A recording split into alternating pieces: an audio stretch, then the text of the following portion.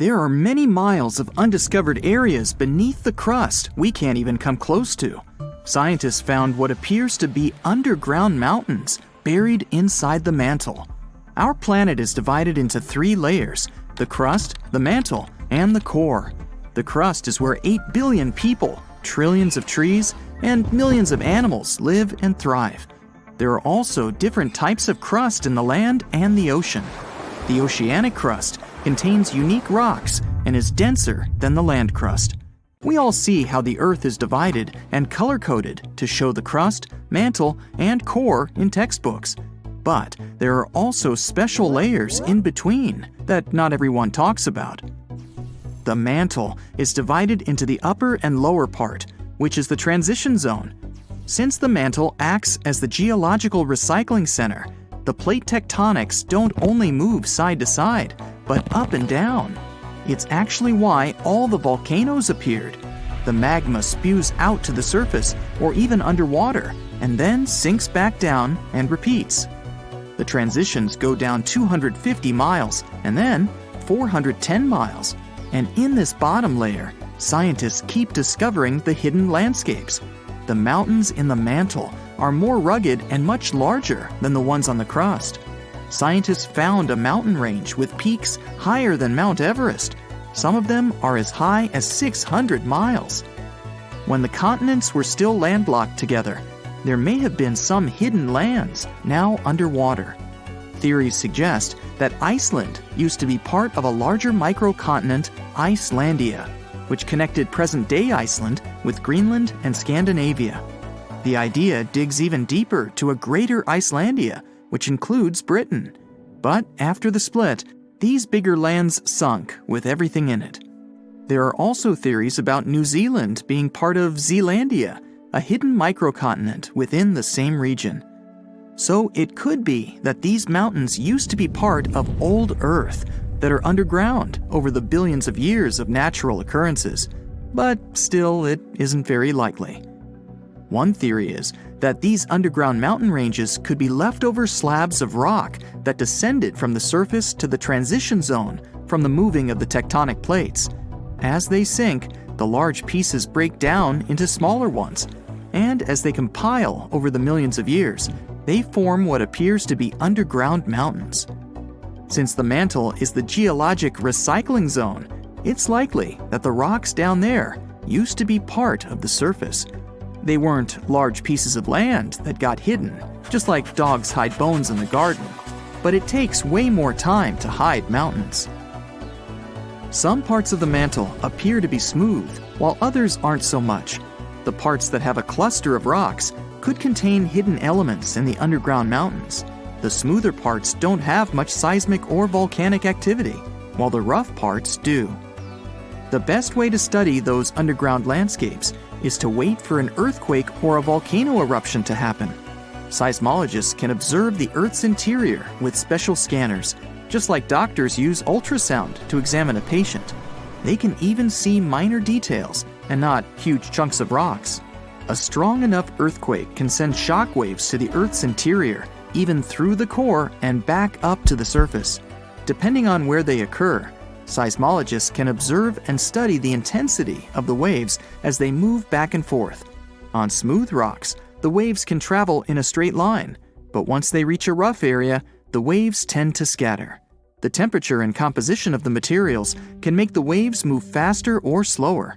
But this info isn't exactly accurate and won't contribute a lot to the actual data of the underground mountains. So by analyzing the scattered waves on ships and utilizing the Earth's magnetic field, scientists can figure out everything they need to know. But these studies are only good enough to figure out the interior in today's state, not how the Earth changed over the past 4.5 billion years. However, scientists are certain that mantle material still dates back to the beginning of Earth's original formation. The question, why not just dig a hole to the center of the Earth and see what's going on down there, might seem logical. The deepest hole humans have dug so far is the Kola Deep borehole in the Russian Arctic that goes more than 40,000 feet deep. The locals claim they can actually hear screaming coming from below. It took almost 20 years to drill as far as they went. but it's literally merely scratching the surface of what's underneath. They dug about 1/3 of the crust, which is only 0.2% to the center of the Earth. Getting there is beyond us, just like trying to reach the sun. No human can handle the amount of pressure down there. Going down the Mariana Trench, the Earth's deepest point, requires special gear to withstand all the immense pressure. It'll cost a fortune to build that tech to get us to the center of our planet. Evidence of diamonds buried deep in Brazil shows that everything we do on the crust's surface can affect things miles below, even towards the mantle. Scientists dug up 6 diamonds that could hold tiny mineral grains. As they're called in the mineral world, these inclusions have a chemistry composition where they originated deep in the Earth. Typical diamonds are formed at depths less than 125 miles in the upper mantle, where it's extremely hot. The high pressure and boiling temperature down crystallizes carbon and creates diamonds. But humans can't dig all the way down there. They mine them by detecting where a deep volcanic eruption happened that expelled these diamonds to the surface. These eruptions occurred millions of years ago, when dinosaurs used to rule the Earth. They shot out the diamonds that were in the mantle and are now embedded within the cooled down volcanic material. That's where people mine them. But these special diamonds found in Brazil originated from a much deeper point than usual, which can further help scientists study the depths of the Earth. They can extract these inclusions and analyze them in a lab to tell where exactly these minerals come from. In the lab, scientists study inclusions, each just 15 to 40 microns wide, less than a quarter width of a human hair. They found out that they contained many types of minerals found in volcanic rock on the surface. The carbon composition of the magma from the surface is much different than the ones deep in the Earth. What's crazy is that these diamonds with special inclusions can only be found 435 miles in the lower mantle. With only a few samples of them found, we don't know what else lies beneath us. It's possible that those mountain ranges underground, taller than Mount Everest, can have traces of diamonds all around, which would prompt excavators to dig them up and saturate the market with them. These diamonds are less flawed than the usual ones and might even come in many sizes. It's possible to see diamonds as large as a car or as small as a grain of rice. There might even be new diamonds with different chemical compositions than the ones we find near the surface. The largest diamond in the world is the Cullinan, which can fit in the palm of your hand. It weighs around 1.3 pounds and is 3,100 carats. It was found in 1905 in South Africa. For anything to exist on Earth, you need carbon.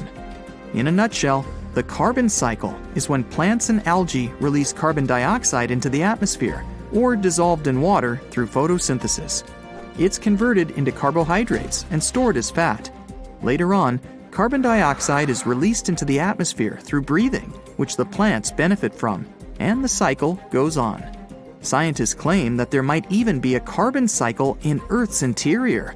The oceanic crust has a lot of carbon sediment that could mix with the upper and lower mantle layer. But there still isn't enough evidence to support this. The deep diamonds might be the key to popping open that theory. Only time will tell. Only true adventure enthusiasts and experts dare to climb the K2 mountain, and even for them, returning safely is not a given.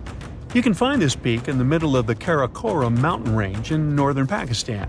It was the second one measured during a survey in 1856. That's why it's got a weird name. K2 mountain is 28,000 feet above sea level. This makes it the second highest mountain on Earth, right after Mount Everest. It's also among the most dangerous places. Out of the top 5 highest mountains globally, K2 is the most dangerous, claiming 1 life for every 4 people who reach the top. Avalanches, crazy storms, and tricky slopes make K2 the toughest mountain to climb on the planet. The air is thin. Only 1/3 of the oxygen you can find at sea level is up there on the K2 summit. Storms can last for days, causing lots of trouble. K2 might be a tad shorter than Mount Everest, but it's way harder to climb because of its terrain. Everest has some flat stretches, but K2 is steep almost all the way up. At 24,000 feet, it flattens out a little. but rockfalls and unpredictable weather make this area a real risk zone. Everest might be taller, but K2 is considered more lethal. Everest has a couple of popular routes, like the South Col and the North Ridge. K2, on the other hand, doesn't believe in easy routes. Even the supposedly simple one is steep as heck, averaging 45 degrees from base to summit. While Everest has spots where climbers can chill out, K2 doesn't play that game. Campsites on K2 are tiny compared to those on Everest, and things get wild as you climb higher. On Everest, climbers might sometimes ditch their helmets, especially on less intense sections. But on K2, you better keep that helmet on from the get-go. Rocks are falling, avalanches are happening, safety first. Rescues are a whole different story on K2. The rocky terrain makes it tough to bring down an injured climber. Helicopters aren't readily available, and even if you get one, it's going to cost you a pretty penny. Everest is a bit friendlier in that department. These Nepalese climbers are a big deal on Everest, but not so much on K2. Sherpas are like the superheroes of Everest, helping climbers speed up the ascent. On K2, it's a bit more of a solo mission. Now, let's talk about danger zones. The Khumbu icefall on Everest is gnarly, but K2's bottleneck takes the cake. It's higher, which makes it way riskier. And here's the kicker. There have been years when nobody has reached K2's summit. That's not a thing on Everest. Success rates on Everest are a lot higher. The first attempt to reach the summit was made in 1902 by a team of climbers, but they only got to 21,400 feet. Only in 1954 did an Italian crew with a Pakistani buddy in tow finally conquer K2. That was no easy feat. By August 2022, only around 700 people had reached the top. At least 91 people have lost their lives trying to conquer the peak.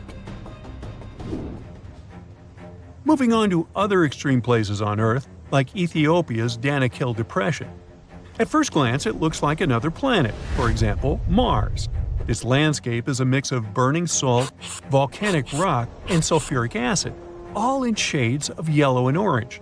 There are springs with bad vibes around the Dalo volcano, one of the many volcanoes in the area. Scientists have recently examined samples from these pools, hoping to find signs of life. But no luck. The DNA levels in these springs are basically non-existent. This makes the Danakil Depression one of the least friendly places for life on our planet. The next extreme zone is Death Valley, California. It's among the hottest spots on our planet. You can cook eggs on the ground there. The highest temperature ever recorded by a weather station in that area was 134 degrees Fahrenheit in 1913. Keep in mind that there's an even hotter ground spot on our planet. It's in the Dashilut Desert in Iran. A NASA satellite measured a temperature of 159 degrees Fahrenheit there in 2005. It's so blazing hot that birds flying through that area sometimes drop from the sky because they can't handle the intense heat. So let's switch from heat to humidity, because we're going to a village called Mawsynram in India. This place is the rain champion of the world. It's got so much rain in a year that if you put Rio de Janeiro's Christ the Redeemer, that huge 98-foot-tall statue there, it would be standing in knee-deep water. This village is in the Kashi Hills. It has 467 inches of rainfall every year. That's like stacking 39 standard cereal boxes, one on top of the other, over the course of a year. Our next one is La Oroya.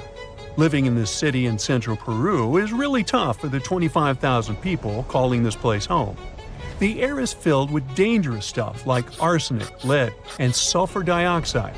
Even rain is acidic, wrecking local plants. In La Oroya, there's a metal factory that makes things like gold, silver, and cadmium. That factory is the main job provider in the city. Yet, in 2007, experts said that this place was one of the most polluted spots on Earth. People are working hard to clean up the mess and make life better there. Tristan da Cunha in the South Atlantic is the most isolated spot on Earth. It's a tiny bunch of islands with just 246 people living there. There's no place to land a plane. If you want to visit or leave, you're in for a boat ride. It's a 6-day journey all the way from South Africa, about 15 to 1,700 miles away. Now, probably the most dangerous place to spend your life is the Pacific Islands of Vanuatu. You would be living life on the edge, dodging volcanoes, earthquakes, and tsunamis every day. UN's World Risk Index classifies this place as the riskiest spot to call home.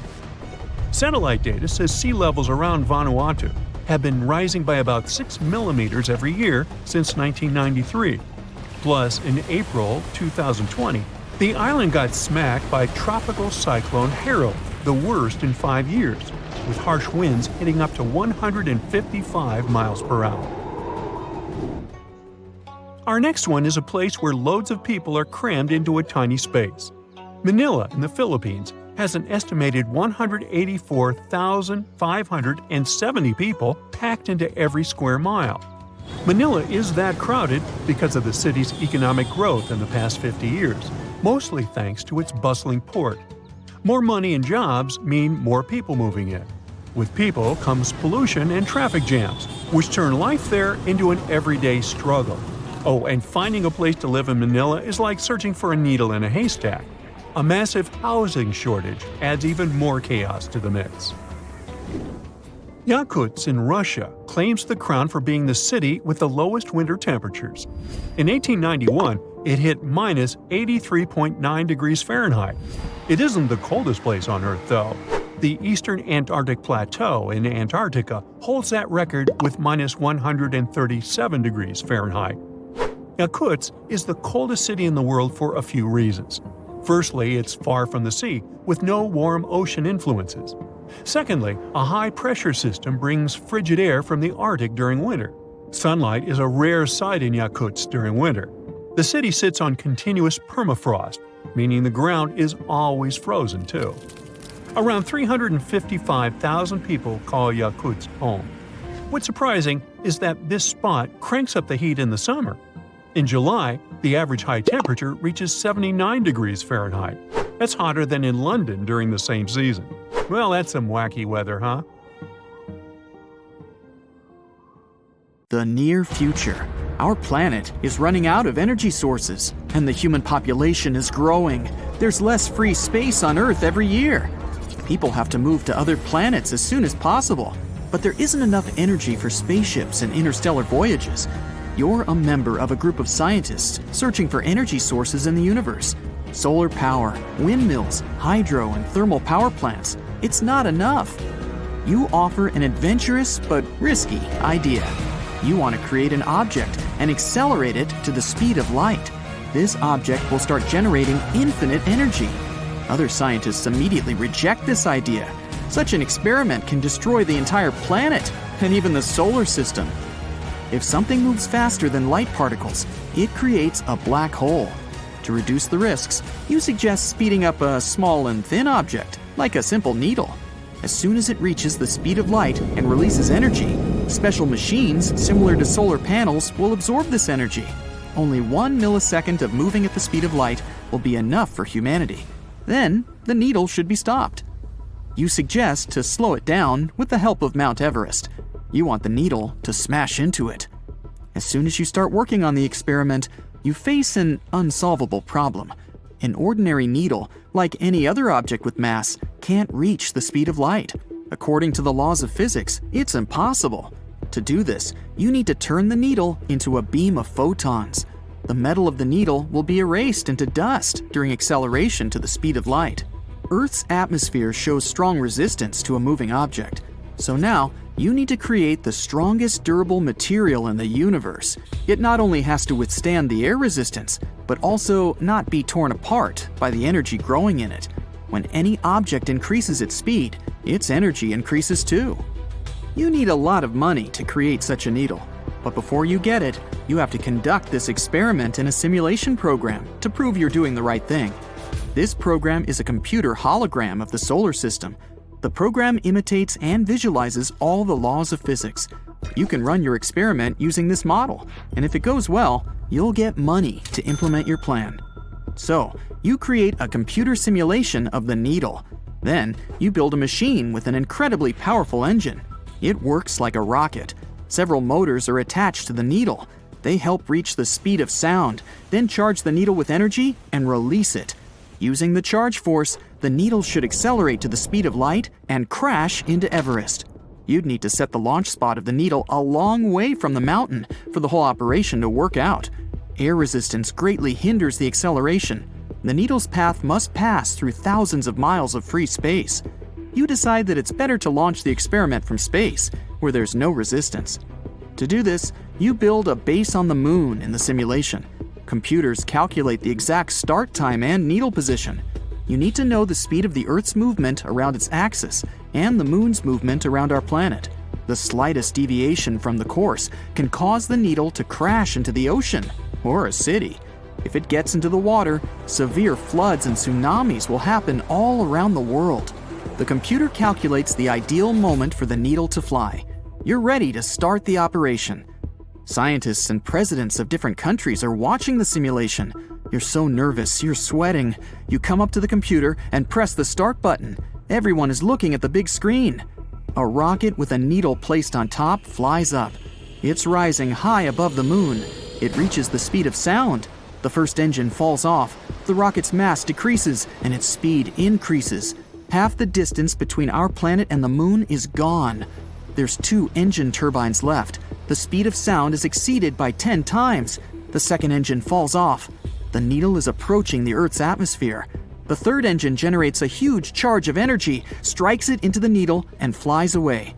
The needle turns bright red and hot like the sun. It penetrates the Earth's atmosphere. The protective layers of our planet can't prevent the needle from reaching its goal. The sky lights up with a bright flash. In the next half second, the needle will hit Everest at the speed of light. 2 seconds later, your experiment will fail. And here's why. The greater the speed of any object, the larger the mass and the amount of energy that accumulates inside. When the needle reaches the speed of light, its energy begins to increase indefinitely. The mass grows to infinity. And when this happens, a black hole is formed, a massive object with an incredible gravitational force that absorbs absolutely everything, even light particles, photons, and the time dimension. This is called the event horizon. Literally, everything that is an event, time, space, matter, is absorbed by the black hole. No one knows what is inside the black hole. After 1 millisecond, the needle almost reaches the speed of light. It releases a huge amount of energy into the atmosphere. If you look at it in slow motion, you can see how the air is ionized. That is, the air molecules are split. In nature, this process occurs during lightning flashes. Our sun also has ionizing energy and disinfects the air. The needle cuts through the Earth's atmosphere. The sky is lit up with a bright light. All the clouds and every water molecule around the needle instantly evaporate at the high temperature. The sky becomes crystal clear hundreds of miles around the spot. In the center of this clean circle is the needle, and it's approaching Mount Everest. Hundreds of thousands of tons of snow burn up as soon as the needle gets close to it. It has reached the speed of light. A thick layer of ground melts and flies away in different directions. It looks like someone has thrown a spear into an ice cream mountain. Everest can't handle so much energy and is torn apart into a million pieces like a sandcastle. The incredible power of the blast wave destroys everything around.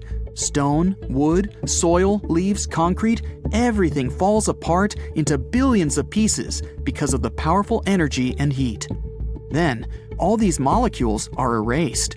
The needle moves faster than photons, and as soon as it overtakes the light, it starts to overtake time. From the needle's point of view, all events begin to go in reverse. The mass of the needle becomes infinite, and the greater the mass, the greater the energy. A burst of unthinkable gravitational force absorbs all space. Land, trees, nearby cities, the Earth's crust, and the core, everything disappears in a matter of seconds. A black hole absorbs light and time. An absolute black void has come. The black hole is growing. Holographic International Space Station is shrinking thanks to the strong pressure of gravity and is being pulled into a black void. Then it's the moon's turn. The force of gravity increases quickly. The hole is getting heavier and more massive. All the planets of the solar system collapse as the gravitational black giant grows. The sunlight goes in and never comes back. The black hole becomes thousands of times heavier than the sun. Our star splits into millions of thin strips of light, like spaghetti, and spits out powerful streams of energy. An empty sector of outer space with an expanding black hole is in the place where our solar system was just moments ago. Meteorites flying past it also fall into the trap. Just one small needle managed to cause such a disaster. The simulation ends. The program breaks down because it can't calculate further events. You realize it was a bad idea after all. You decide you'll try to get the energy from the Earth's core instead. Welcome to Everest City. It's a megapolis built inside a relatively young mountain. Everest is only about 55 million years old, but it's already the highest mountain in the world, 29,000 feet. Picture the Statue of Liberty. Now, imagine she had 83 twin brothers and sisters, and they were all standing on top of each other. If you wanted to get there back in the day, you had to pass some serious fitness tests, train for months, have perfect health, and spend a lot of money. Oh, and be a little crazy. Now that Mount Everest has been turned into a city, though, you don't need any of that stuff. Well, except money. Apartments here don't come cheap. It's easy to navigate around Everest City. The whole thing's basically 6 circles. It looks like a finger with 6 rings on it. The lowest and largest circle is the residential area. The highest and smallest ones near the top is where the richest people live. Below that is the meditation circle. Then a circle for hotels, and 2 circles of pure entertainment. Everest City isn't built like an ordinary city. You won't find tall houses or 6-lane highways here. Almost all buildings are built inside the mountain. At first, people were building ordinary houses, but strong icy winds and avalanches kept knocking them down. Then, engineers decided to build houses inside the mountain. They're connected by underground tunnels. From the inside, the mountain looks like a system of labyrinths. The entrance to Everest City is located at the foot of the mountain. Every day, hundreds of thousands of cars enter and leave the city. There's no factories or power stations inside. Electricity, gas, food, everything comes from the outside world. That's why all the stuff in Everest City's so insanely expensive. People want to keep the mountain covered in snow. That's another reason why there's no factories and stuff. There's almost no heating in the houses. People live here like they do in those ice hotels. But you don't need to go around wearing a bunch of layers. Designers created special thermal pants, socks, and t-shirts that go under your regular clothes. All that, plus jeans and a t-shirt, is totally enough to keep you toasty warm. To keep your face fresh, they've come up with a special cream. It warms and moisturizes your skin, and it's SPF 100, which is about what you'd need if you liked walking around on the top of Everest. Want to stop by a coffee shop, then grab a double bacon cheeseburger and maybe a slice of cheesecake? That'll set you back about $500. A movie ticket costs at least $100, and internet's so expensive, you'd have to pay about $1 just to watch this video. Even so, more and more people are moving to Everest City every year. It's peaceful and quiet. You feel harmony and unity with nature. There's also a world-famous meditation center on its own special circle. People from all over the world come here to get their body and mind back into harmony. But the greatest draw is that you can visit the summit whenever you want, like it's your daily walk in the park. Before Everest City, conquering this mountain was extremely dangerous. There's 3 times less oxygen up there than in almost any other city. If your body doesn't get enough oxygen, you can find yourself in big problems. Climbers used to take oxygen tanks with them, which slowed them down and made everything more complicated. It's hard to get out of the way of an avalanche with huge metal cylinders on your back. Strong winds are a big problem too. At the top, the wind can blow at 100 miles an hour. Try to nail one of those jumping selfies and you'll be blown clean off the mountain. It's so cold that icicles form on your hair and your skin gets covered with a thin crust of ice. And when you're up there, you have a special terrible superpower. A loud scream could cause an avalanche. But now, everything's chill. To get to the top of Everest, you just need to sit in a comfortable snowmobile capsule. It'll protect you from any bad weather or the odd avalanche. If you get covered with too much snow, you just turn on a powerful heater, wait a few for the snow to melt, and continue on your journey. Oxygen cylinders inside the cabin let you breathe normally. The new road to the top is well lit, and there are signs everywhere, so you never get lost. The only problem is traffic. Every day, thousands of people want to visit the highest point on the planet. You might have to wait in line for several hours. But don't worry, all EverCity capsules are equipped with high-speed internet, an 8K screen, and game consoles. And if you get hungry, you can always order food, delivered by the latest AI robot snowmobile. You made it! So quickly find a parking spot, leave your capsule there, and head to the ski lift that'll take you straight to the top. Now, all you have to do is put on an oxygen mask and enjoy the view. While you're up there, you notice an ad inviting you to dine at the highest restaurant in the world, just 100 feet below the summit. It'll set you back around $10,000. Tempting, but you're not hungry. Feel like the king of the world. Dine with us at Best Food Everest. Pretty good ads, but you already feel like the king of the world. You scream with delight and... well, unfortunately, you just can't stay up there forever. There's not that much space at the top, so they only give you about a minute to enjoy the view. But it's okay, you can come back tomorrow. There are 2 ways back down the mountain. You can get in your capsule and drive home, or grab a snowboard and ride down. But before you rent some skis or snowboard, you need to show your Everest driver's license. It says if you've passed the special snowboard and skiing test. You take a snowboard and jet down a lit track. You zoom past the top of some houses sticking out just below the summit. That's where the wealthiest people live. They can just walk out their front doors and take a special elevator up to the top. You'd need to be a billionaire to have one of those houses, but there are over 2,000 of them right now, about half of them from the USA and China. Unfortunately, you live much lower down the mountain, but that has its advantages. The lower you live, the less you pay for food, entertainment, and electricity. You glide into the meditation center for a bit. A special ventilation system delivers air directly from the top of the mountain, plus a little added oxygen. You breathe in pure harmony. All 6 rings of EverCity have 360-degree views, and from way up there, all you can see is peaceful snowy mountains, mixing with wispy clouds. After meditation, you head down to the entertainment rings.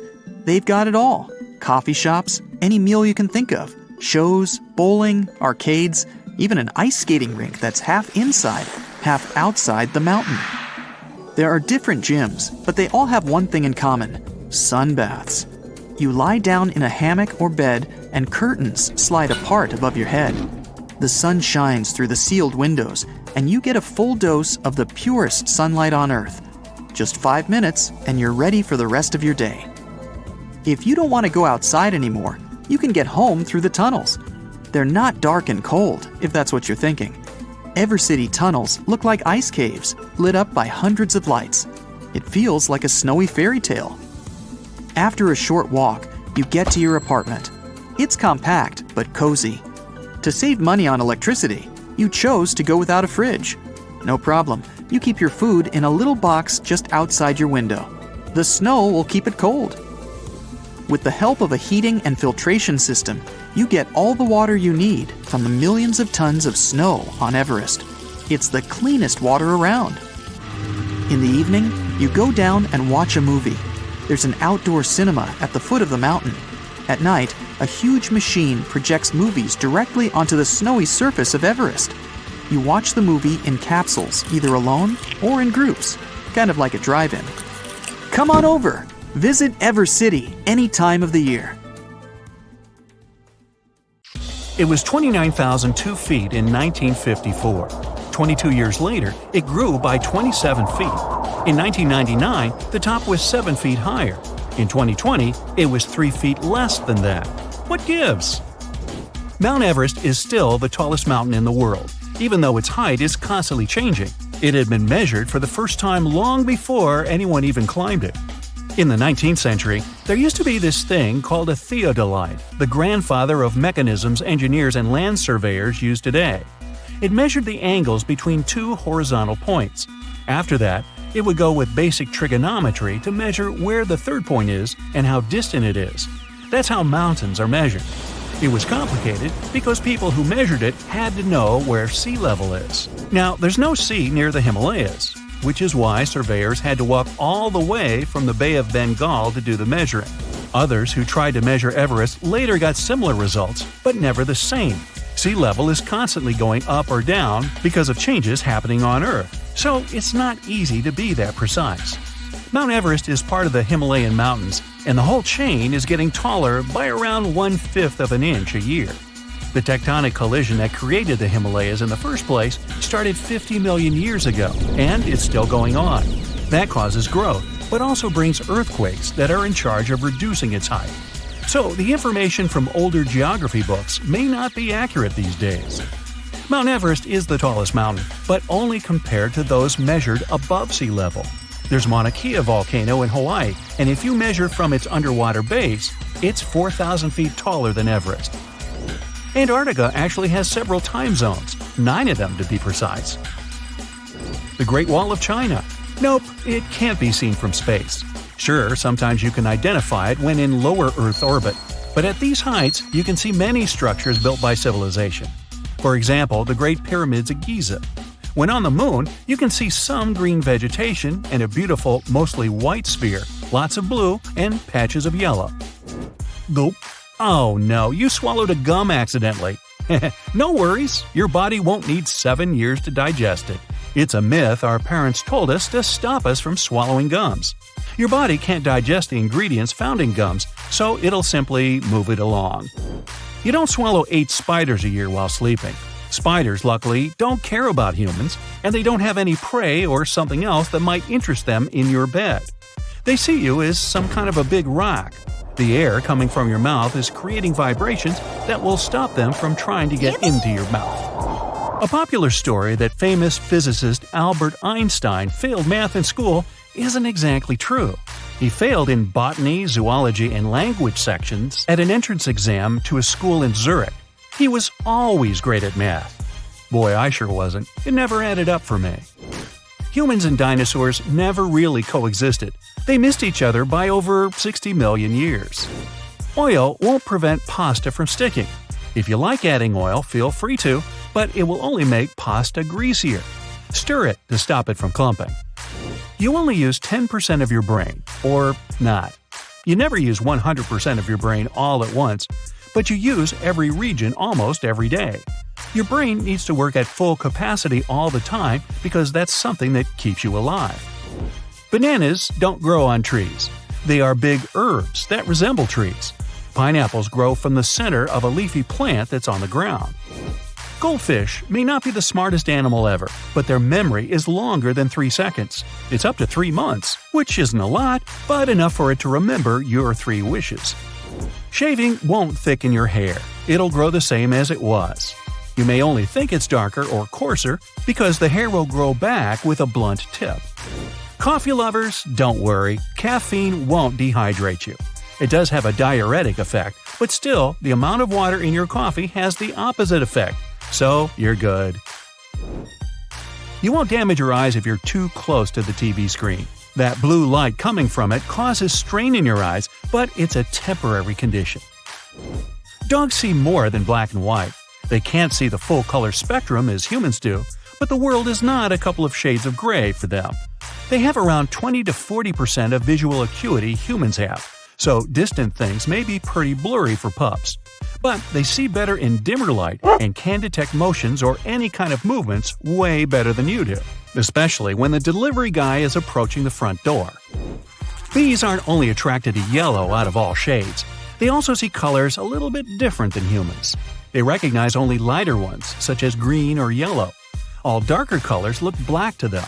That's why they're more likely to go for flowers with light colors and clothes of the same tones.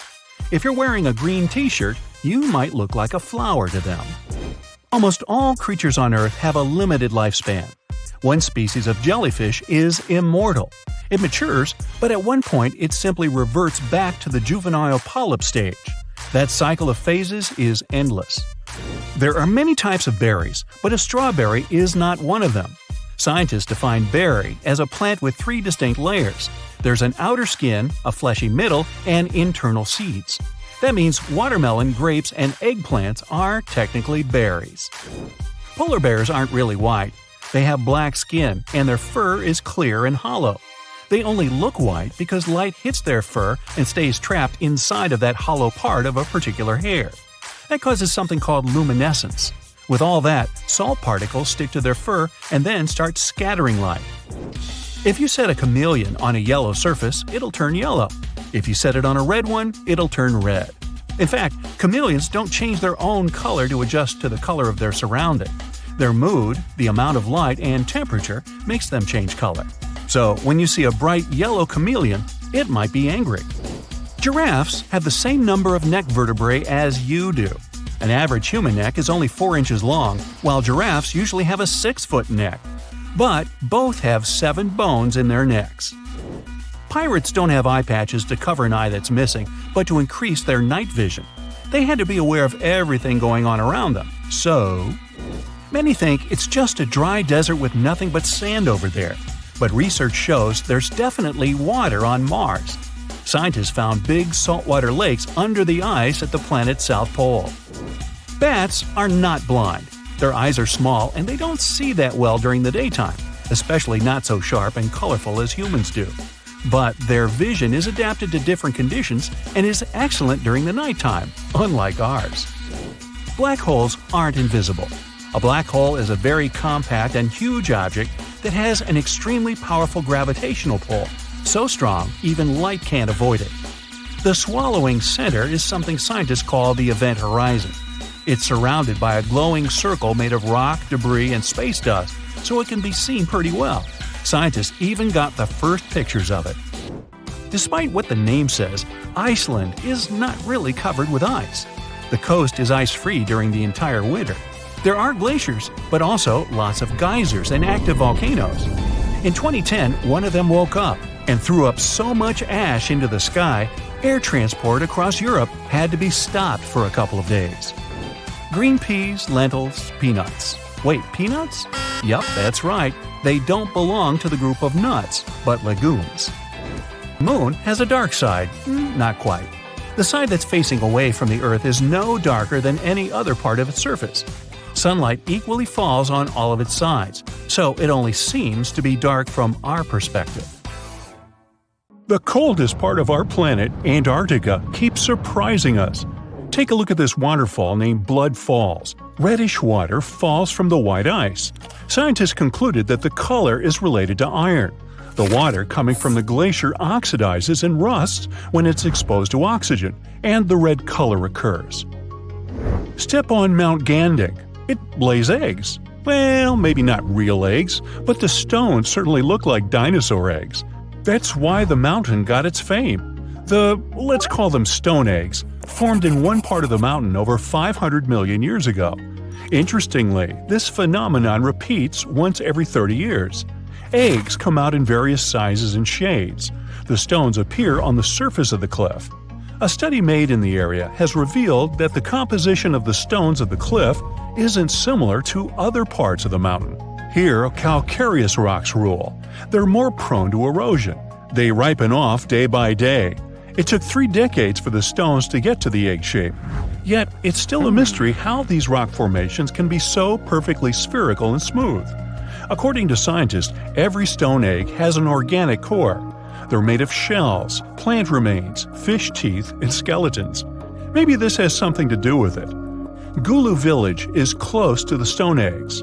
Locals believe that these eggs are sacred. Villagers associate it with good fortune. In fact, nearly every family has one of these eggs in their house. Unfortunately, there are only about 70 eggs left, so if you want to see them, you gotta hurry up. The Richet structure is a circular geological phenomenon in the Sahara Desert near Mauritania. It's made out of rocks in layers, and these layers look very much like rings. No wonder the unique structure even got NASA's attention. Up from the sky, the geological feature seems to be swirling and spinning. Scientists are still not sure how these rings got there. Some say it was an asteroid impact. Many others believe that it was a natural geological process. To them, the Richat structure is an uplifted and eroded dome. Geologists often classify it as a domed anticline. The scientists discovered that the rocks at the center are older than the ring-shaped outer rocks, so it seems like the stones have been eroded to flat rock layers. Anyway, there's no valid explanation for this phenomenon, and the 28-mile-long mystery of the Sahara is still to be solved. Number 4 is Rapa Nui, or Isla de Pascua, but I bet you know it as Easter Island. Yeah, it's got 3 names. It was discovered by Jacob Roggeveen, who actually never intended to look for that island. He just casually landed there one Sunday. That's where the name comes from. Jacob was supposed to find Terra Australis. Disclaimer, it's not Australia. This one never existed and was nothing but a hypothetical continent. Plus, he wanted to peek at Davis Land, which was believed to have once been seen by Edward Davis, the pirate, not Edward Davis, the saxophone player. Jacob failed at that too, though nobody ever saw that island except for the pirate Davis. Jacob may have failed to discover some lands he wanted to, but he discovered Easter Island instead. This is an island in special territory of Chile, located in the southeastern Pacific Ocean. It's on my list because nearly 1,000 stone statues called moai were found there. They were created by the Rapa Nui people. Nearly all statues represent gigantic heads, but there are also a small number of figures kneeling with their hands over their stomachs. Each statue represented chiefs or other important members of Easter Island society. To curve those statues, the locals used volcanic stones that were softened. Our next stop is the gateway to the underworld. Nah, don't worry. This is just how people labeled Darvaza gas crater in Turkmenistan. This giant natural gas crater has been there for 5 decades. This crater is continuously burning gases. The president of the country wants experts to find a way to extinguish this continuous firing pit. This site was created by people accidentally in 1971 while working on a natural gas project. Ever since then, the flames have been on, and it's become a tourist attraction. Mysterious constructions are sometimes built in our era, too. We don't have to go millions of years ago to long-gone civilizations. Edward Leedskallen single-handedly built a structure called Coral Castle in Homestead, Florida. He didn't use any large machinery. He carved and sculpted more than 1,100 tons of coral rock in 28 years until 1951. It's a mystery how he managed to do it all by himself. Leedskallen sculpted the sedimentary rock into different objects, such as walls, tables, chairs, a fountain, and a sundial. There's of course a legend behind this mystery too. He was inspired to build the structure after being abandoned by his fiancée on their wedding day. Uh-oh, runaway bride. Well, he wanted to prove his love to her and the world, so he wanted to do something extraordinary. Well, he definitely nailed it. Now, let's talk a little bit about the mystery of the Namibian fairy circles. There are millions of circular patches in hundreds of miles, ranging from 10 to 65 feet in diameter. They're called fairy circles because they look like a fairy or an otherworldly creature made them. These are essentially oval-shaped soil surrounded by grass. There are a lot of local beliefs surrounding the creator of these marks, yet science says something else. Biologists and mathematicians have been puzzled by the mystery of the Namibian fairy circles for decades. There is more than one theory to explain this phenomenon. Here's one popular theory. The water is limited in the desert, so plants compete to reach the water. Some plants expand and thrive into a patch, but smaller plants nearby cannot get the necessary water to live. In the end, some vegetation disappears, and the remaining ones stay at the patch's edges. That's why they form such regular distant gaps. What if I tell you that there is a hill in Leh City, India, where instead of rolling downwards, things roll uphill? It's an optical illusion. The road looks like it's a sloping hill because of its surrounding landscapes, yet the road actually goes down. These kinds of hills are called magnetic hills or gravity hills. Scientific explanations vary. The most common theory says that the hill has such a strong magnetic force that it can pull cars in the vicinity. Now, how about seeing some flaming rocks? Yanartash spread over an area of over 3 square miles. The place is located on a rocky mountain in southwest Turkey near the town of Ciaralea. Yanartash got its name from its appearance. It literally means flaming stone. The rocks have been flaming for at least 2,500 years, and they'll probably keep burning for the coming decades. The mountain where the rocks are is an inactive volcano, so it's full of tiny fumaroles that release gases such as methane. The gas ignites when it comes into contact with oxygen and creates the flaming effect. And by the way, back in the day, sailors used the flames as a natural lighthouse, as it's really close to the sea. Today, it's more of a tourist attraction, though. Hikers love it too. Now, walk on this frozen Lake Abraham in Canada. In winter, the frozen water gets filled with ice bubbles. It looks magical, but these white orbs aren't that safe. They consist of flammable methane gas. Ew. Beauty can be misleading. The next one is from Racetrack, Death Valley, USA. There is a dry lake bed with moving rocks. Now these odd rocks look as if they've been pushed or dragged by someone or something. They leave both a trail and a mystery behind. The force behind all this is now understood. Surprise! It's the wind and some ice. Scientists say the wind pushes the rocks during brief windows when the soil is covered with ice. Now, I can't help but notice that many mysterious things on Earth involve stones or rocks, or methane. Which one of these phenomena is your favorite? The largest tree in the world is so massive, it even earned itself the nickname General Sherman. It stands tall in California's Sequoia National Park, stretching its branches at 275 feet toward the sky. That's almost as tall as the Statue of Liberty. As for its weight, if we could place it on a scale, we'd need 400 elephants to balance things out. Its base stretches 36 feet in diameter, big enough to hide 2 sedans parked end to end. California is the last place on Earth where these colossal trees grow naturally. During the Ice Age, they flourished across North America and Europe, but as the glaciers retreated, so did the sequoias. Today, they thrive along the western slope of the Sierra Nevada range, relying on the melting glacier caps to quench their thirst.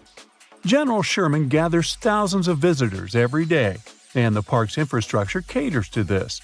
There's a short half-mile walk from the nearest parking lot that leads to the big green giant.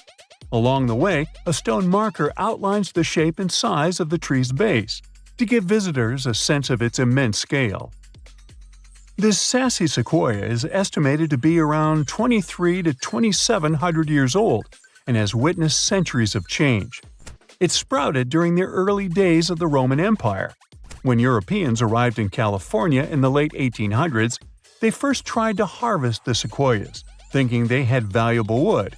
However, the sheer effort required to take down these giants was enormous for those days. They also soon figured out that this type of wood was a bit more brittle than expected, so they let these trees off the hook. As for its name, the tree shares it with General William Tecumseh Sherman, a 19th-century famous American public servant. Not far from General Sherman stands the world's second-largest tree, named General Grant. Discovered by locals years before General Sherman received its name, this tree has weathered its own share of challenges, including fires. But like its counterpart, it survived, mostly thanks to its thick bark and resilient hardwood. Now, as for the oldest tree, for a long time, we've known it to be a Great Basin bristlecone pine named Methuselah, also found in California. It's been around for more than 4,800 years, way before the Egyptians built the pyramids of Giza. This tree's location is a bit of a secret to keep it safe from harm. Now, Methuselah and its friends grow way up high in California, Nevada, and Utah, where it's tough to survive. The place is cold with dry soil and fierce winds, but these strong timbers have figured out how to thrive, getting their nutrients from the hard, rocky ground up in the mountains. Their branches are twisted and gnarled because of the winds blowing in all directions as they reach maturity. It does make their appearance a bit messy, but it's an added layer of resistance for those trees during powerful storms. Their roots only feed the branches right above them, so if one part of the tree's roots fades away, only that part of the tree will be affected. Now, there's a new contender, however, for the same title of the oldest tree. In Chile, there's a Patagonian cypress called Gran Abuelo, which means great-grandfather in Spanish. It might even be older than Methuselah by about 500 years. This would mean this tree has seen people roaming around during the Bronze Age. To figure out a tree's age, we generally need to look inside its bark and count its rings. For the Gran Abuelo, though, scientists use complex math to estimate how old it is. Some experts aren't convinced by this method just yet. No matter which tree is older, both Methuselah and the Gran Abuelo have seen a lot of changes in their long lives. Each ring in their trunks holds info about the weather from the year it grew. Scientists can learn a ton about past climates on our planet by studying these ancient trees. Now, the world's tallest tree is also off-limit to visitors, but this is a recent safety measure. Its name is Hyperion and is located in Redwood National Park, California. Standing at a towering 380 feet, Hyperion is a coastal redwood, taller than the length of an American football field. Named after a character in Greek mythology, Hyperion was discovered in 2006 by two researchers. The park is home to other incredibly tall trees like Helios and Icarus, both also reaching heights of over 370 feet. The impressive height of redwoods in Northern California is due to their leaves and the region's climate. These trees absorb and store moisture from morning fog, and their sprouts promote growth after injury, allowing them to live for a very long time. However, their shallow roots make them susceptible to damage from hikers. Besides being a record holder, Hyperion's appearance may not live up to the hype. Witnessing its towering height from the ground is hard, and its trunk isn't that impressive. Hyperion is currently tucked away in a closed-off section with no official trail. But despite this, many tree enthusiasts have trampled through over the years, harming the habitat leading up to it. Trash has also been found along the way in the past. The park recently issued a statement urging visitors to steer clear of this tree. Otherwise, they could face hundreds of dollars worth of fines and even end up behind bars. The Tree of Life stands as a resilient symbol amidst the arid desert landscape of Bahrain. Nestled in the highest point of the country, this ancient tree defies odds, captivating visitors with its mysterious and inexplicable presence. It's surrounded by endless stretches of heated dunes in the Arabian Desert. Because it stands alone against the desert backdrop, it has puzzled scientists and botanists for years. There's little to no rainfall over there. There are also no freshwater sources nearby. Despite the lack of moisture, the Tree of Life insists on flourishing, flaunting its green foliage. How it manages to survive in such harsh conditions led to some weird theories. Some speculate that the tree's roots go deep into the earth, reaching depths of up to 160 feet to access underground water reserves. Others suggest that the tree has adapted to its environment, drawing moisture from the surrounding sand grains through specialized mechanisms. One other interesting idea is that the Tree of Life lies at the site of the legendary Garden of Eden, getting its water from a mystical source. Apart from its scientific and cultural significance, the Tree of Life is an important tourist attraction for locals, luring in approximately 65,000 visitors each year. All for a tree. Now, Poland has its fair share of trees worth mentioning, all gathered in the Crooked Forest. It's a group of 400 trees that bend strangely. They all have a similar shape, curving sharply toward the sky in little J shapes, almost touching the ground. People have different ideas about why these trees look like that. Some think a heavy snowstorm covered them when they were young, pushing them down. Others believe the area's gravity might have affected how they grow. One interesting theory is that people who planted these trees back in the 1920s might have bent them on purpose. They wanted to use the curved shapes to expedite the furniture manufacturing process. So when the trees were about 10 years old, they interfered with their growth, making them develop in this odd shape. After the manipulation process was stopped, it left the trees in this weird position for decades. Either way, whatever happened to one tree happened to them all because they're all adjusted in the same way. So human intervention is the most likely explanation. Even though all the trees in the Crooked Forest look the same with their spooky bend, they still manage to grow tall and healthy. They've adapted to their difficult conditions, and somehow they've managed to keep growing upwards. India could split horizontally into two parts as it runs into Eurasia. The movement of the Indian plate that includes most of modern South Asia is causing the Himalayas to grow. This process started around 60 million years ago when the plate first bumped into Eurasia. Scientists from the Netherlands have used the power of an AI simulator to see what this region will look like one day. The computer model showed that the Indian subcontinent will merge with the Horn of Africa in approximately 200 million years. The present-day cities of Mumbai and Mogadishu will become next-door neighbors. They will sit along the newly formed mountain chain scientists provisionally named the Somalaya. On the other side of this geological formation, Madagascar will connect with Sumatra, while Calcutta and the island of Mauritius will occupy the same region. Sri Lanka would cease to exist as it becomes part of the Indian mainland. Further to the north, scientists predict that the Himalayas are going to increase in height in the foreseeable future.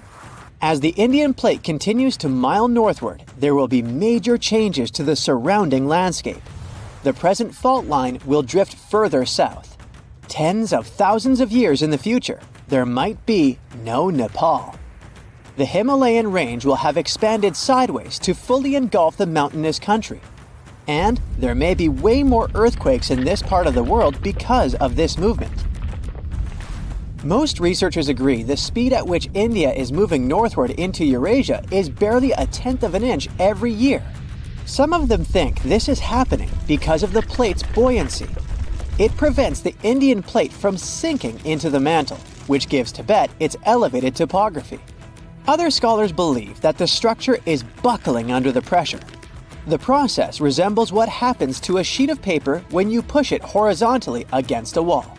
As you apply more pressure to its edge, the sheet starts to rise in the middle. In the real world, this bulge would be the Tibetan Plateau.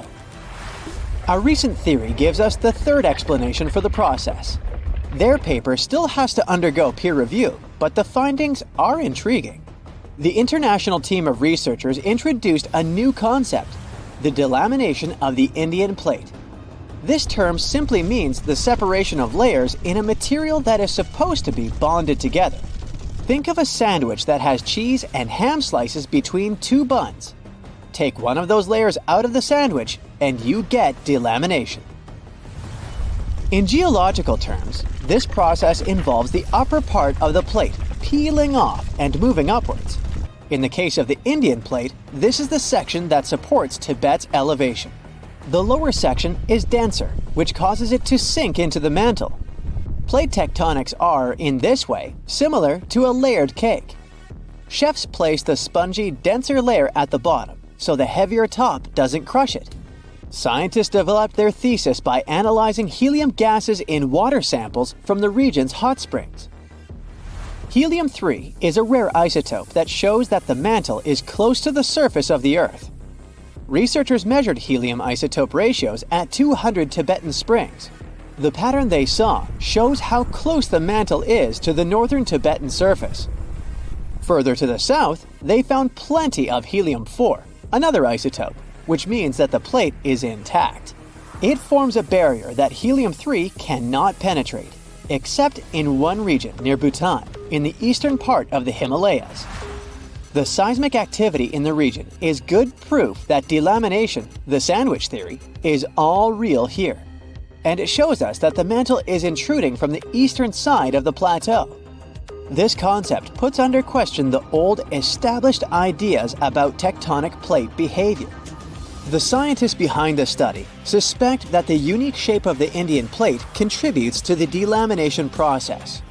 It's the thickest at the northernmost point and the thinnest on the sides.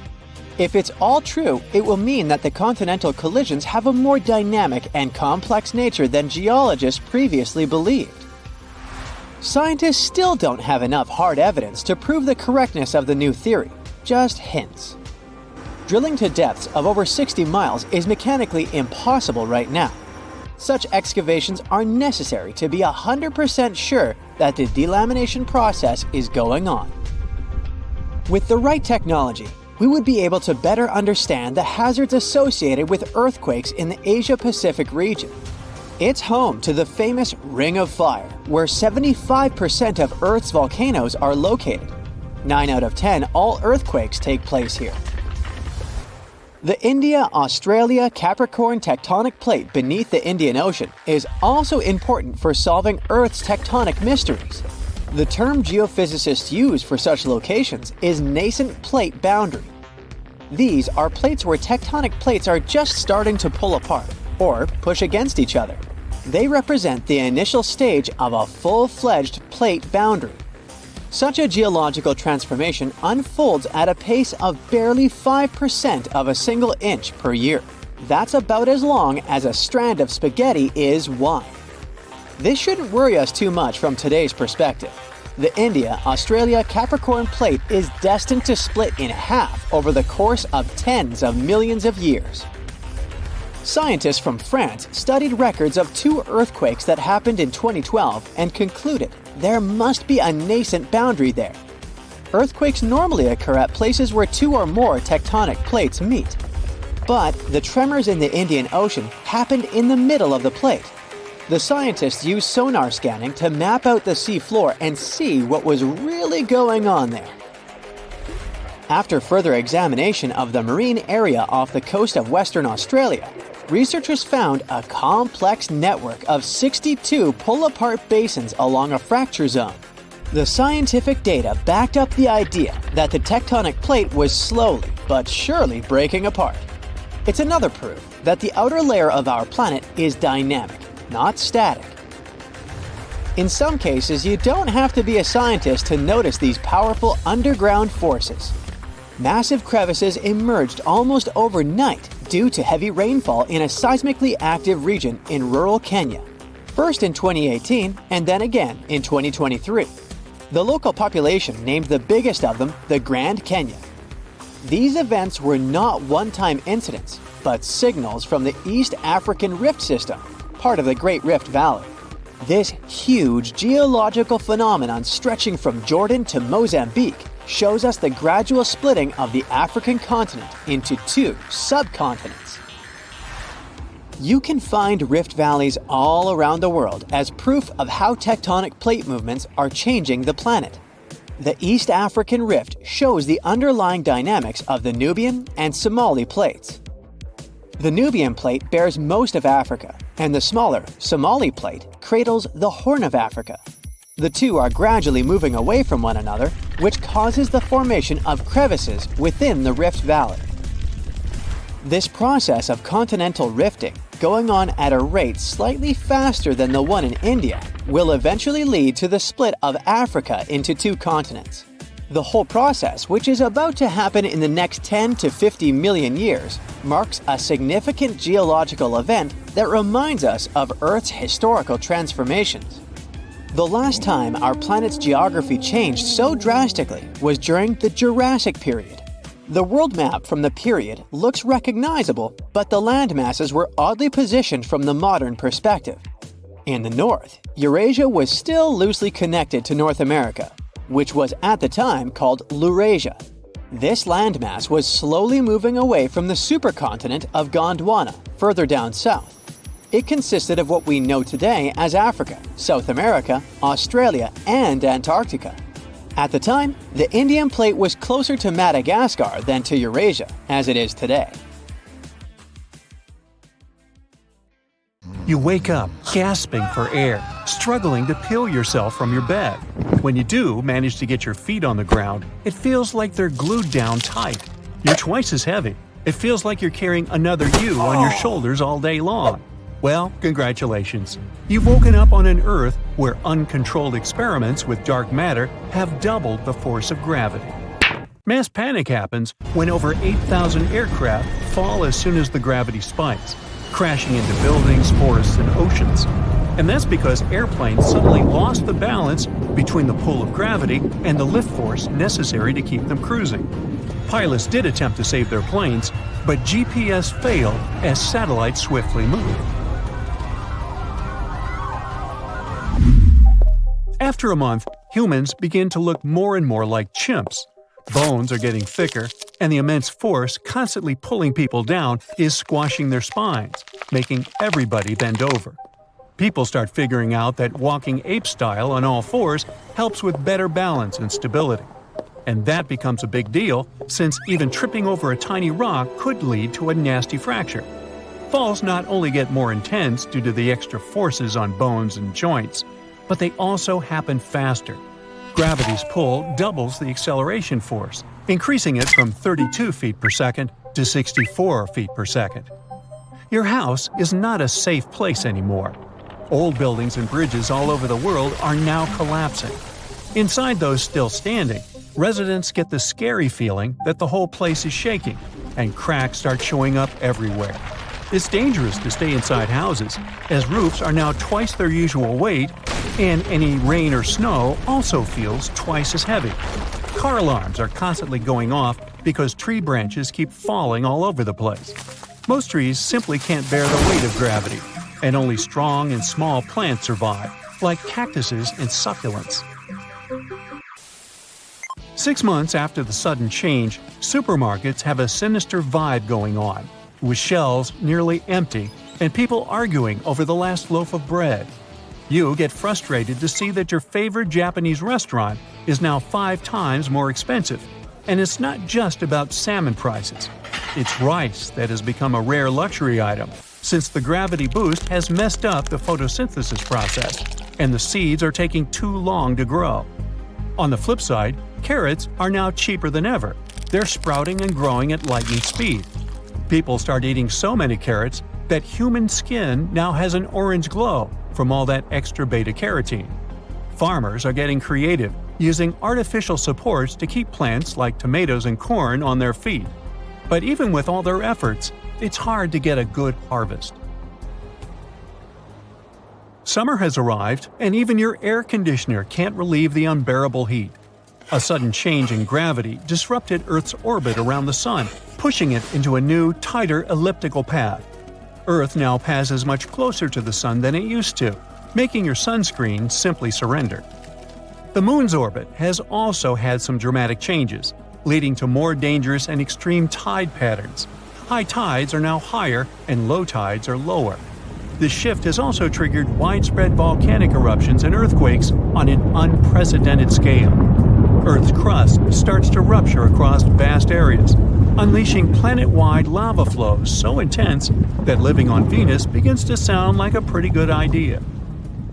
5 years later, people notice that puppies are begging for food twice as much, but they are taking more time to grow. Breeds like beagles look thinner and their leg bones are getting heavier. Even insects, such as locusts, now have thicker hind legs to keep those jumps going. Sea creatures are being crushed by the much greater weight of the water around them. That's not a big deal for animals used to deep ocean pressures, like the anglerfish, but crabs and lobsters are really struggling since they live in shallow waters.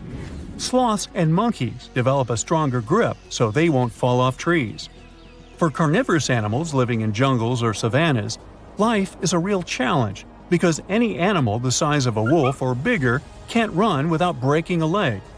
Large predators like lionesses are starving because they can't move fast enough to catch their prey.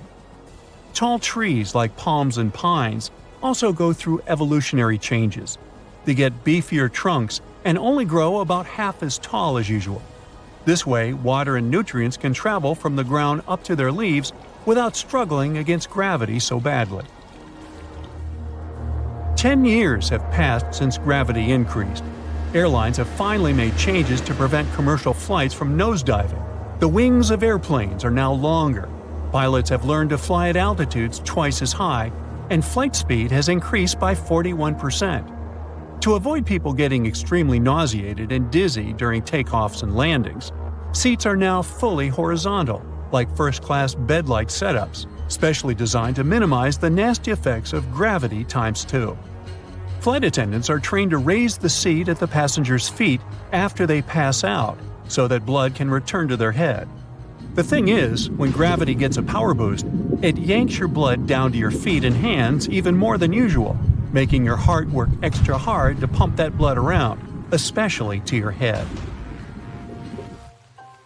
50 years have passed. Women in their 30s look like they are 60. Higher gravity decreases collagen synthesis, so even though they're still young, they're dealing with more wrinkles and fine lines, and their skin has already lost a big part of its elasticity. Wounds as small as a pimple pop or a paper cut also take much more time to heal. So people are excited about the creation of a Band-Aid made from fish skin from cod or tilapia that promotes local blood circulation and speeds up the healing process.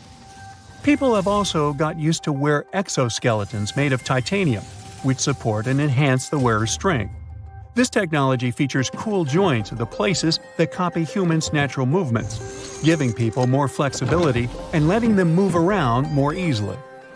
Prototypes of personal flying devices start popping up after 100 years.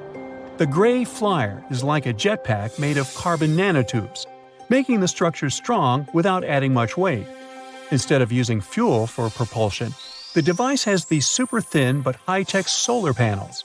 Investors are still not sure if humans could fly long distances with it, but the Gray Flyer definitely can help people tackle tasks that have become almost impossible, like climbing a mountain or grabbing something from the attic.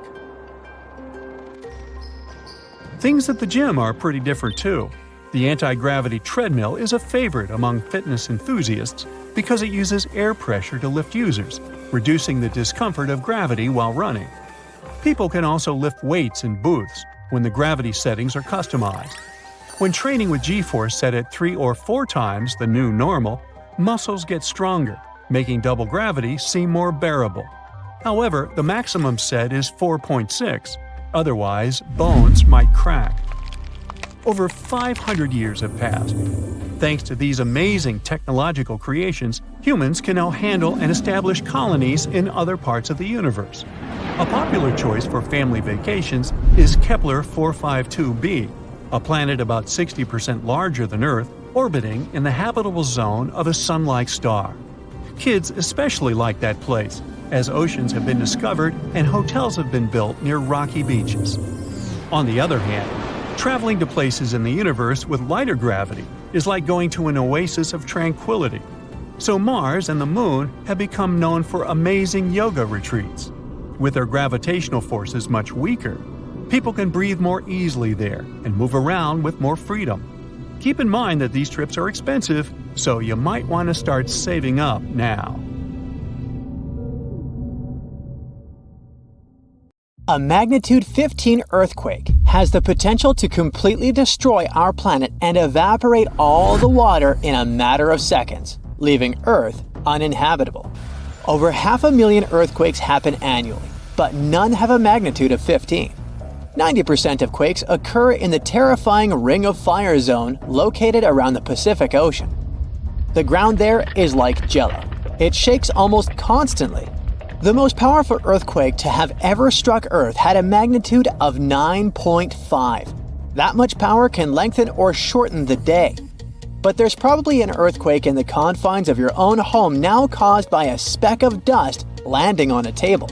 But it has a power of negative 15 magnitudes. Earthquakes happen when tectonic plates move. They're like Lego pieces that are not properly secured, and when they move up, down, or hit one another, the ground also moves, triggering earthquakes. This tectonic energy acts like a battery. It stores energy for a long time, up to 500 years. When this stored energy is released in a sudden burst, the consequences are horrifying. Even the strongest structures submit to this relentless force that leaves a trail of destruction in its path.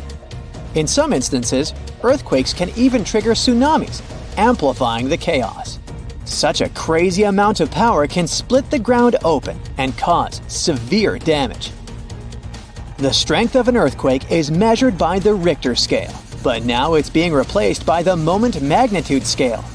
When there's an earthquake, we hear about how strong it is. It's usually from 1 to 10. Luckily, we haven't had a Richter scale earthquake yet. The most powerful earthquake to have ever happened in modern history occurred in Chile in the 60s. It was around 9.5 on the Richter scale, and it altered Earth's rotation and messed up the length of the day by around 2 milliseconds. It also triggered a massive tsunami and affected a vast area of 155,000 square miles. The Richter scale doesn't actually have a limit. Still, anything above 25 doesn't need measuring because if that ever happened, we would simply turn into dust, and nobody would care to measure this disaster. As we said, the strongest earthquake had a magnitude of 9.5. If this magnitude had been just 0.5 stronger, it would have created a ruptured line 2,174 miles long. That is almost 7 times the size of Wyoming. A magnitude 11 earthquake would create a crack halfway around the world. Massive tsunamis would hit coastal areas, destroying everything, and Earth would get into a massive environmental crisis. If you love hiking, you would have new mountains to explore, created by the terrifying earthquake. Even the temperature would increase because of volcanic eruptions and the resulting greenhouse gases. It would turn our planet into a hot oven. The safest places would be far away from any buildings, seas, oceans, and mountains where there would be a low chance of a landslide. Countries unprepared for earthquakes would be totally destroyed, and cities would turn into piles of rubble and dust. Going up on the Richter scale would only make things worse. But don't worry, an earthquake of that power is impossible. Earth's crust doesn't have enough energy to produce such earthquakes. But there is something that has much more power and can produce mega earthquakes. Asteroids are powerful enough to destroy our planet, as we all know from the dinosaur era. That asteroid was around 6 miles long and it caused massive damage to the planet. It triggered earthquakes that shook the ground constantly for months. These terrifying quakes were about 50,000 times stronger than the Chile earthquake. They also triggered a tsunami that was 30,000 times more powerful than the Indian Ocean tsunami.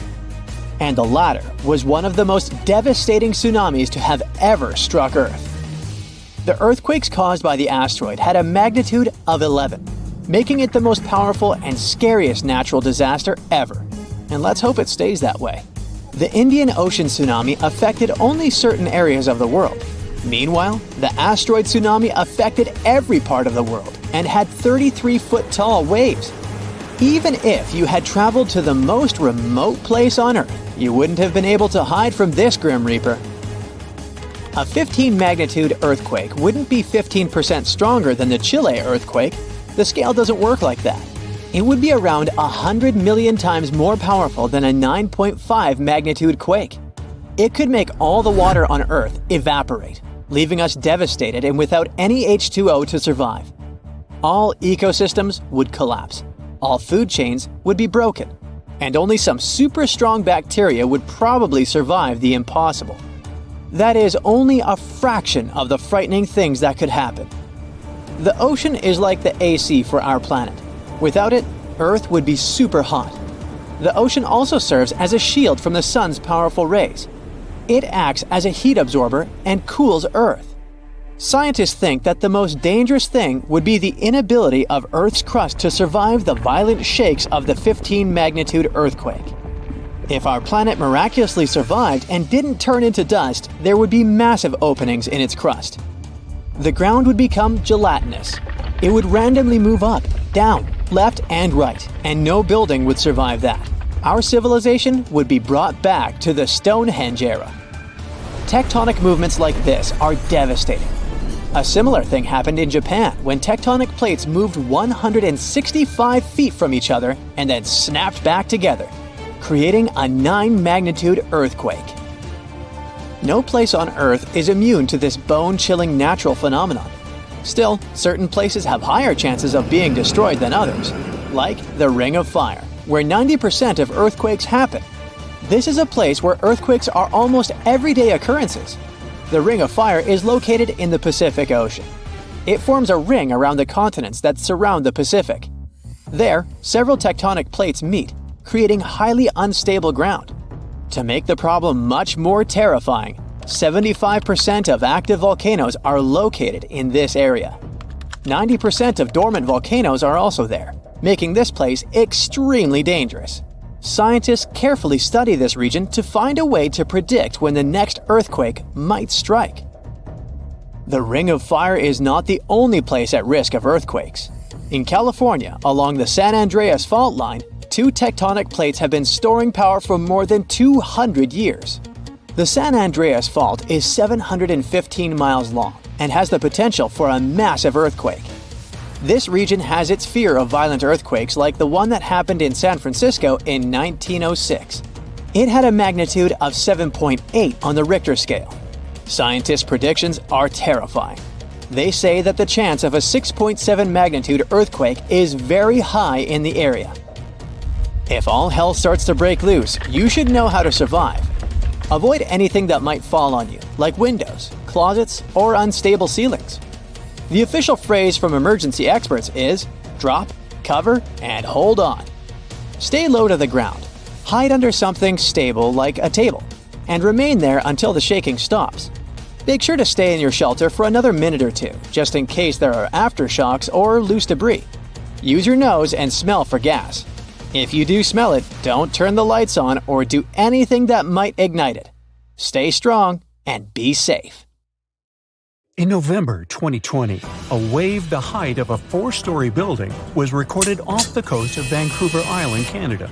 The team at Marine Labs, the company that operates the buoy that got caught in it, couldn't believe the data they saw. Everything was normal, then, unexpectedly, a vast force came, pulled the buoy down, and then sent it up to a peak before taking it even deeper. The probability for such a huge wave to form is once in 1,300 years, so they had to be sure it wasn't a technical mistake.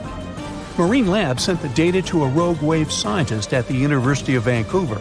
They analyzed and validated the findings and shared them in February 2022. The wave officially became the most extreme rogue wave ever officially recorded, as it was 3 times the height of waves around it. Luckily, this giant didn't leave any damage, as it happened too far offshore. For centuries, rogue waves were believed to be real only in the stories of sailors. Christopher Columbus himself mentioned a rogue wave, but back then, it wasn't officially a thing. In August 1498, he was on his 3rd expedition to the Americas. As they were passing through a strait near Trinidad, a huge wave lifted the boats. They managed to survive and continue the journey, and the area is still known as the Mouths of the Dragon, named this way by Columbus. Back in 1826, a French scientist and naval officer was crossing the Indian Ocean on his ship, the Astrolabe. They got caught in a terrible storm and witnessed several waves over 80 feet tall. One of them was the height of a 10-story building. The crew lost one of its members, but the 4 of them, including the captain, made it to land and spread the story of the gigantic waves. But back then, scientists were sure waves couldn't be taller than 30 feet. So everyone took this story as a tale.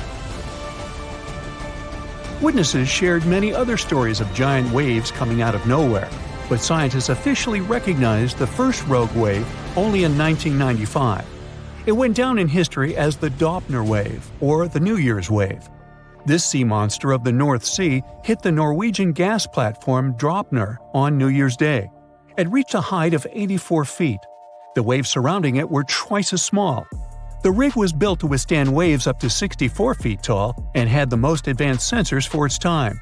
It became a sensation in the scientific world because it wasn't like any other type of wave they'd studied before. So they gave rogue waves an official definition. It's a wave more than twice as tall as others around it. These bad boys, also known as freak waves, monster waves, and episodic waves, can pop up lightning fast in a stormy sea or show up out of nowhere in calm waters. They have steep sides and a deep trough below, and look like a wall of water rising out of the sea. They're so intense that they can even swallow up rescue helicopters just trying to do their job. Rogue waves aren't the same as tsunamis. Tsunamis happen when there's a big shift in water, like an earthquake, volcanic eruption, or landslide. They mess with the entire water column.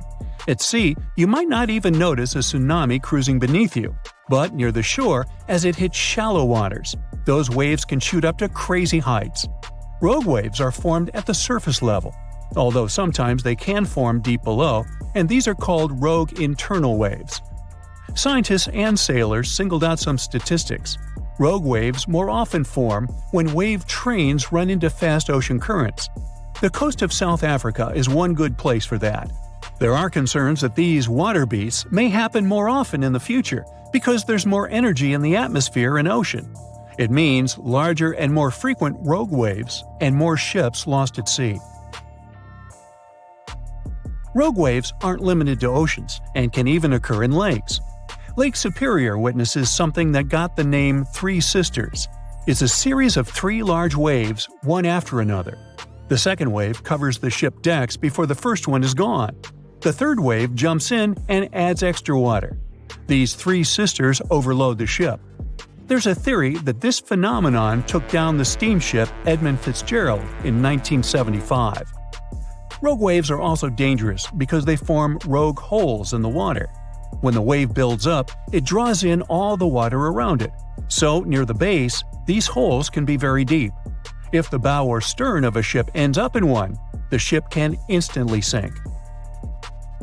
Some oceanographers believe that rogue waves are to blame for the disappearance of ships in the notorious Bermuda Triangle in the Atlantic Ocean. Storms from several directions converge in this mysterious area, so rogue waves are more likely to gain force here. And because they can reach a height of 100 feet, they can theoretically bring down an airplane, not just ships. There are 2 main theories trying to make sense of how rogue waves happen. First up, we've got the linear addition theory. Imagine waves cruising through the ocean at their own speeds. Now, when these waves cross paths, they team up and become stronger, cooking up a rogue wave. Then there's the nonlinear focusing theory. It says waves like to roll in groups, and when they spend time together, they share some energy. Sometimes, this energy exchange turns into a rogue wave.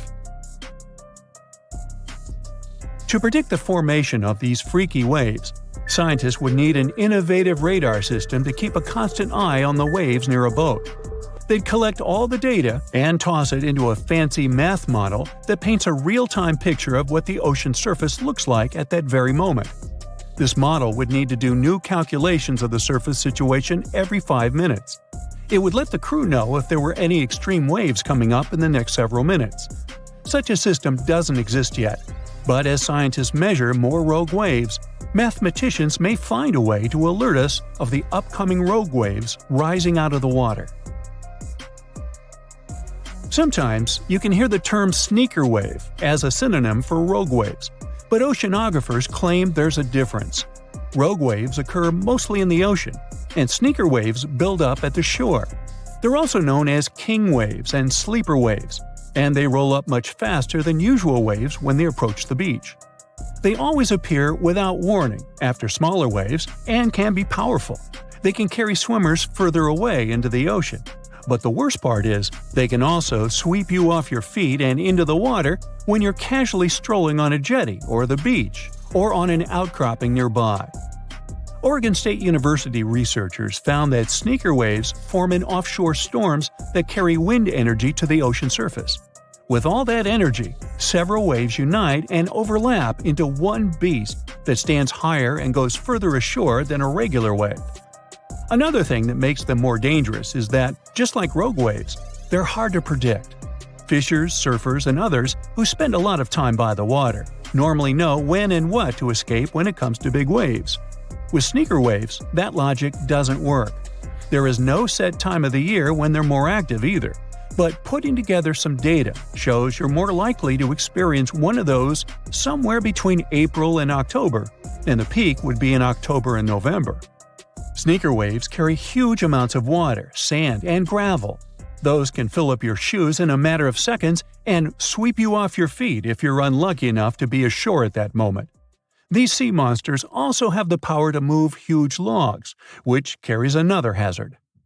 If you've ever driven over the Rocky Mountains, you've probably seen road signs for the Continental Divide, the backbone of North America. All watersheds to the west of it run into the Pacific Ocean, and everything on its eastern slope goes straight into the Atlantic. There's just one creek in Wyoming that couldn't choose one side and drains into both oceans at the same time. Two Ocean Creek begins its journey high up in the Teton Range. The snow-capped peaks provide the perfect backdrop as the creek starts its descent, winding its way through alpine meadows and dense forests. As the creek continues its course, it gets to the Two-Ocean Pass. This is the geographical crossroads where the creek splits into two branches, the Atlantic Creek and Pacific Creek. The Pacific Creek goes westward and becomes part of the larger Snake River watershed, bringing its waters to the Snake River, which eventually merges with the Columbia River and, finally, reaches the Pacific Ocean. The Atlantic Creek heads eastward and flows into the Yellowstone, Missouri, and Mississippi rivers, and eventually empties into the Gulf of Mexico. If you connect the two creeks' watersheds on a map, you'll get a single blue line between Oregon and Louisiana. Explorers struggling to find the Northwest Passage between the two oceans never knew they could have used the creek. They would just have to use really tiny boats. Some scientists believe that cutthroat trout had better luck in that way. They managed to migrate from the Snake River to Yellowstone River, most likely using the Two-Ocean Creek. Technically, fish can travel over 6,000 miles to cover the whole distance from sea to shining sea in fresh water. The creek could be just perfect for that journey. There are hiking trails in Grand Teton National Park that lead to Two-Ocean Pass. If you feel adventurous enough, you can stand at the literal crossroads of the continent and see the beginning of two aquatic journeys. Lonar Lake in India popped up literally out of nowhere around 52,000 years ago. Newer data says it could be much older, probably over 500,000 years. At first, scientists were sure that the lake was in an ancient crater of a long-extinct volcano. But then, geologists made a detailed analysis of the soil and water and found out that Lonar Lake has a space origin. The minerals found in its soil are similar to those found in moon rocks brought to Earth during the Apollo program. The lake is an impact crater left by a huge meteorite, which was almost 6 times heavier than the Empire State Building. The impact was so strong that the volcanic rock melted and turned into glass. In 2020, the lake, which was already unusual enough, suddenly turned pink. It wasn't a part of an early Barbie movie marketing campaign. The detailed analysis showed that the water contained an increased level of unique microbes. They accumulate on the surface and emit some pink pigment. After a while, the microbes settled to the bottom and the lake became transparent again. Flamingos that got their food from the lake also got to taste some of the microbes and became an even brighter shade of pink than usual. One of the most famous sights of Yellowstone National Park is the Grand Prismatic Spring. It's one of the largest springs in the world, and it's inspired people who have seen it since at least the 19th century. Back then, a group of trappers mentioned an indigo blue lake boiling like a huge cauldron. Decades later, expeditions came to the spring to study it better and explain its unusual appearance. But because the spring at its widest point is longer than an American football field, they had to build a special vessel and travel far from the shore. The scientists traveling in the boat never wore life vests. They knew those would be useless if the boat tipped over. The water in the middle of the spring is of near boiling temperature, and those vibrant colors are the result of extreme organisms living in the hot water. The temperature changes as you travel away from the center. Different species that don't mind the heat have settled in different parts of the pool, giving it its famous diverse pigments. Back in the early 20th century, someone got the interesting idea to try to irrigate a part of Nevada's Black Rock Desert. They drilled a well and found lots of water, but it was near boiling temperature. The water was clearly not good for agriculture, so the human-made geyser was left abandoned. Over the decades, it slowly turned into an impressive cone of calcium carbonate deposits. Then, in 1964, a geothermal energy company drilled another well close to the first one. The water they had found was of the same temperature. This time, it wasn't hot enough for their needs to produce energy, so they decided to cap the well and leave. But water managed to get up and out, and it completely dried up the first geyser. The second one, which got the name Fly Geyser, is still flowing burning hot water rich in minerals. The cone is multicolored and looks like it's not from this planet thanks to the algae living in it, which love the heat. Every summer, Caño Cristales in Colombia turns into a liquid rainbow, or the River of Five Colors. At this time, and until the end of fall, the conditions are just right for the riverbed to turn bright red, yellow, green, blue, and black. We owe this beauty to certain aquatic plants growing in the river, a special type of riverweed. During the wet season, the river moves fast and the sun cannot get to these plants. During the dry season, there isn't enough water to feed them, so the time in between the seasons has the perfect conditions for this colorful show. It doesn't happen anywhere else in the world. At some point, the number of tourists who wanted to see it became so huge that scientists got concerned it could be bad for this hotspot of biodiversity. The area is home to rare species of animals, birds, and plants. Now, there are ecotourism trails and strict opening hours. In August 2014, a man in Tunisia was going back home from the north after doing his business. It was a hot summer evening and he was dreaming about water when suddenly, it popped up right in front of him. There was a whole lake in the middle of the desert, and the man was pretty sure it hadn't been there several days before. The new body of water got the nickname Mysterious Lake, and actually became a great mystery. Hundreds of people came here to swim in the clear, cool water. The lake became a popular place, but a few days later, the water turned dark green. The locals didn't care about this and continued to bathe in the lake. But when scientists and geologists arrived at the place, they announced that the water was dangerous to swim in. The lake was stagnating. It didn't refresh itself from underground streams, and the rains didn't feed it either. That's why the water became moldy and dirty. The lake contained algae and a lot of harmful bacteria dangerous to the human body. Scientists also found out that the land in this region had phosphate deposits. This substance can decay. But even that didn't stop people from bathing in the lake in the middle of the desert. How it got there remains a mystery. Some experts think that heavy rains have filled a hole in the ground with water. Another, more popular theory says that an earthquake had formed the lake.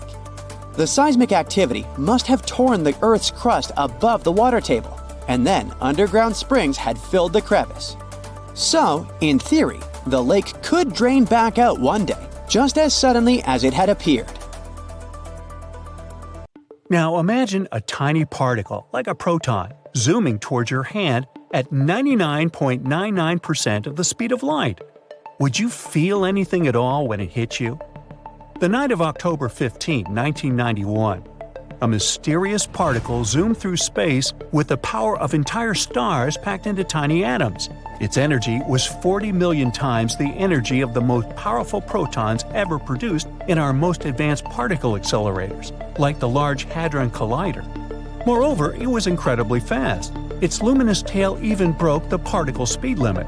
According to some scientists, any particles going that fast should eventually slow down. But this one didn't follow the rules.